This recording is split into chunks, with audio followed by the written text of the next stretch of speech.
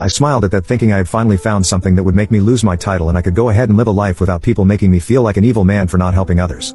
I opened the box, got a handful of the noodles and threw them at the chalkboard. I then grabbed a paper towel on standby to clean myself. The noodles hit the board and slowly moved and rested on a spot on the board. I made eye contact with my brother backstage and he had a look on his face showing he believed in me. I spun the board, dropping the noodles to the ground. I then grabbed the chalk and drew around the sauce and noodles that stuck to the board, then drew my attention to the others that had fallen on the floor and drew an outline of that. After it finished, I threw the chalk in the crowd, violently hitting an old lady in the face. Quickly, I want a show of hands who thinks I'm a crazy guy. Everyone raised their hands and I laughed to myself. I then went behind the board and laid it horizontally. I grabbed a small knife in my pocket and poked my finger with it.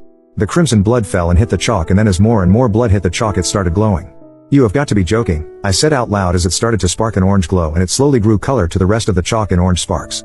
Once the symbol was fully sparking with orange, the sauce began to swell and move around in a counterclockwise manner. I stepped away from it in shock as small parts of the blood in my finger began